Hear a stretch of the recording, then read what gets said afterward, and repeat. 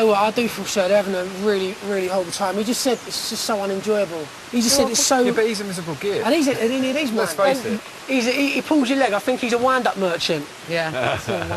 Or he's just a moaner. Even at the end, Robert was claiming a moral victory.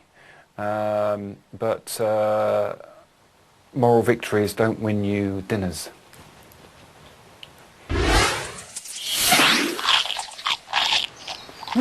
Controversial trial, that one. Controversy just surrounds Kilroy. Even when he got to Australia, Kilroy, it was controversial. Checked into the hotel, then couldn't get into his room for 3 hours. Really? Yeah. He'd got the wrong key, but apparently it wasn't his fault, wasn't it? He told the chambermaid it was a moral victory, but moral victories don't get you in hotel rooms, They don't. Well, let's hope the next trial isn't as controversial. Here's what's in store for one lucky camper. A torture chamber crammed with critters. One celebrity must strike a pose and hold it. Who can survive the John Travolting tank? Get voting now for the celebrity you'd like... You right there? Who you'd like to see taking on John Travolting? To vote for Brian, 09011 32 32 01. Add 02 for Carly. Danny is 03. It's 04 for Esther. 05 for George. Call 09011 32 32 06 to see Joe face another trial. 07 for Martina. Nicholas 08. 09 is Robert. And Simon's 10. Calls cost 50p from BT landlines. Calls from other networks may be higher. Mobiles will be considerably more. Lines close later in the show. Votes cast after that time will not be counted but may still be charged. Now, Ryan Giggs is one of the most successful footballers of all time. Medals coming out of his ears, we all know that. But it's a little known fact he had a whirlwind romance with one member of home camp. And I'll give you a clue. It wasn't George Takei. He's more of a Paul Scholes man. You were going out with a footballer? I went out with Ryan Giggs when I was about 19. Right. He played for Manchester United. For the first game I went down, everyone stood up, pointed at me and went, he's there, he's shagging Danny Bear. The whole stadium, I was going, oh my God. My mum was sitting next to me, I was mortified. Where do these chants come from? You never quite know where they come from, but it's kind of passed down from our elders, maybe. I don't know. But I like them. I love songs like that. Do you want to hear my rude song? Go on then. Yes. Ollie, ollie, ollie, tits in the trolley, your balls are in a biscuit tin, you're sitting on the grass with your finger up your ass, playing with your ding-a-ling-ling. I missed the latter part. Sing it again. Sing it again. I never knew the Sing it again. Ollie, ollie, ollie, tits in the trolley, balls in a biscuit tin, sitting on the grass with your finger up your ass, playing with your ding-a-ling-ling. It's a Cockney song now. I'm just learning it, so I'm not sure I have all the words. Ollie, ollie, ollie, tits in the trolley. Your balls are in the biscuit tin. Balls in the biscuit tin. Is that what you said? Sitting on the grass. I thought it was shitting on the grass. Sitting on the grass. Fingers up your ass. Fingers up the ass. Sitting on the grass. Sitting on the grass. Sitting on the grass. Finger With your finger up your Not ass. fingers. Oh. Finger. Is this what they mean when they say culture shock? We're getting one. I could just see George though in the Arsenal stands giving it. Tits on the trolley. My horizon now has been widened considerably. Oh, brilliant. Hey, forget the X Factor. I think we all know what the Christmas #1's going to be. Yes, Joe Swash featuring George Takei with Ollie, ollie, ollie, open brackets, tits in a trolley, close brackets, will be in no good record shops from Monday, thankfully. And while home camp we're getting all cockney, away camp we're getting sentimental. Tommy's the most wonderful person I've ever met in my life. Yeah, and he's my best friend. We laugh together. We have a lot of fun in our house.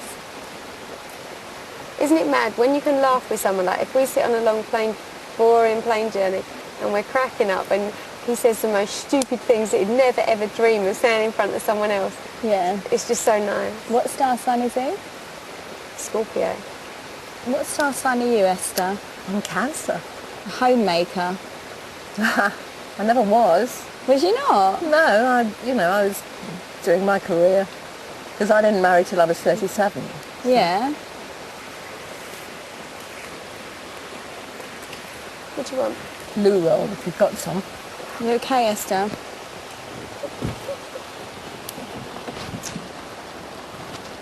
got it.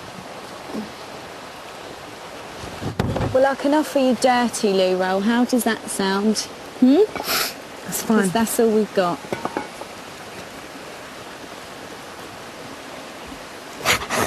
Listening to the girls, they were talking about the laughter and the companionship and things. And I had a partnership like theirs. You know, I had somebody.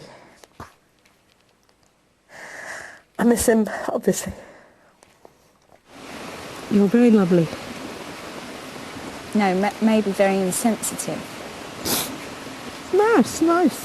My late husband was a warm, generous, loving person with a fantastic sense of humour. It would be so good to be able to come back from here and we would have laughed together about the whole experience, about little things that happened. You know, when you've got a companion like that, it's whatever life throws at you, you know, you share. See, at this point, if we was at home, I'd offer you a nice cup of tea. We'd get the best china out. Yeah, with the fine china, for one. Ah, well, the girls, look at the way they helped me. And, you know, I couldn't really say anything. And they didn't need me to explain anything. And, you know, I had loo roll coming from one side and cuddles from the other. They're just charming. Do you know what? I feel so guilty. Like, I'm sitting here feeling like shit. Because we were talking about Jo and Tom. I did start to think that. Like, she's widowed, isn't she? And she just burst into tears, and do you know what? That is so insensitive. That was her soulmate. That's the person that she thinks about, like I think about Tom, and she can't ever see him again. And we're moaning about 3 weeks. I hope she's all right. Yeah, she will be. Yeah. She's too strong not to be. Yeah. Well, do you know what struck me? What struck you, one? I've got a son and 2 daughters. Yeah. Ah! And my husband was sometimes very grumpy and sometimes very funny. Oh my goodness, you're at home! I am at home. That's right. I'm at home. Still to come, stormy relations. And if he comes in here, he's going to be up against 5 people that aren't going to take any crap. And stormy weather. Look at the chaos we're living in.